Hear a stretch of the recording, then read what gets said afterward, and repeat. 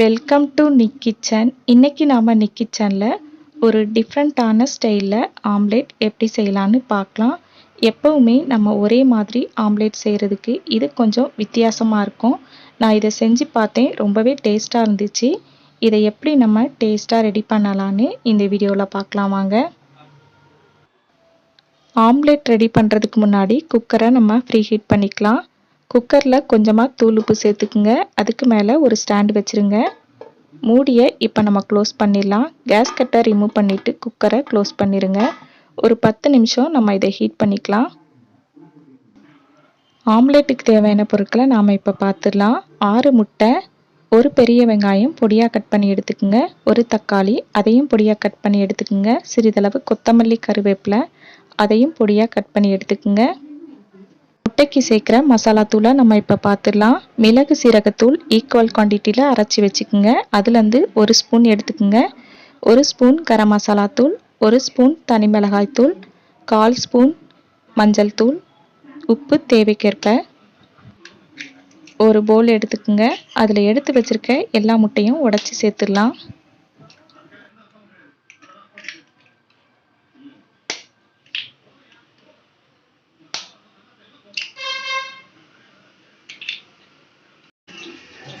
எல்லா முட்டையும் உடைச்சாச்சு. இப்போ ஒரு விஸ்க் வச்சு இந்த மாதிரி பீட் பண்ணிக்கோங்க.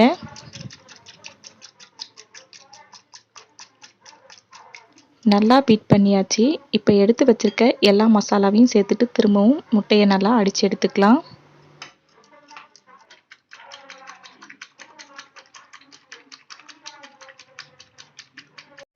கட் பண்ணி வச்சிருக்க வெங்காயம், தக்காளி, கொத்தமல்லி கருவேப்பிலை சேர்த்துட்டு நல்லா பீட் பண்ணிக்கோங்க.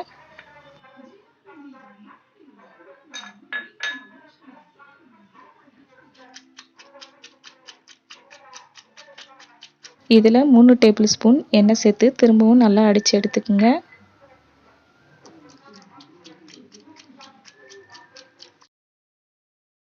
அரை ஸ்பூன் சீரகம் சேர்த்துட்டு நல்லா கலந்து விட்டுக்குங்க. கேக் பேன் எடுத்துக்கோங்க. இதில் கொஞ்சமாக எண்ணெய் தடவிக்குங்க. ரெடி பண்ணி வச்சுருக்க முட்டையை இதில் ஊற்றிடலாம். எக் பேனை குக்கரில் வச்சுருங்க. அடுப்பை மீடியம் ஃப்ளேமில் வச்சுக்கோங்க. 20லேருந்து 25 நிமிஷம் வரைக்கும் இதை வேக வச்சு எடுத்துக்கலாம். குக்கரை க்ளோஸ் பண்ணிடுங்க. இப்போ ஓப்பன் பண்ணிடலாம். பாருங்கள் எவ்வளோ சூப்பராக வந்திருக்குன்னு. முட்டை வெந்திருக்கான்னு நம்ம செக் பண்ணி பார்த்துடலாம். பாருங்கள் ஸ்பூனில் ஒட்டவே இல்லை. ஓரங்களில் இருக்கதை இந்த மாதிரி கத்தி வச்சு எடுத்து விட்டுருங்க.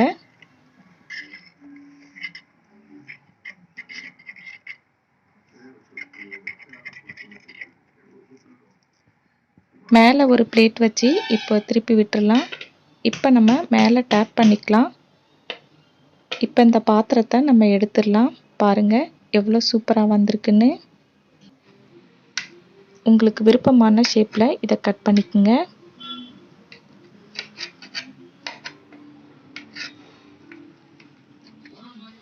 ஒரு பீஸ் உங்களுக்கு எடுத்து காட்டுறேன். பாருங்கள் எவ்வளோ சூப்பராக இருக்குன்னு.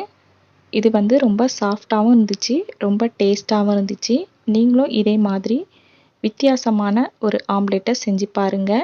நிக் கிச்சன் வீடியோ உங்களுக்கு பிடிச்சிருந்தா லைக் பண்ணுங்கள், ஷேர் பண்ணுங்கள், மறக்காமல் சப்ஸ்கிரைப் பண்ணுங்கள். பக்கத்தில் இருக்க பெல் ஐக்கானை கிளிக் பண்ணிக்கோங்க.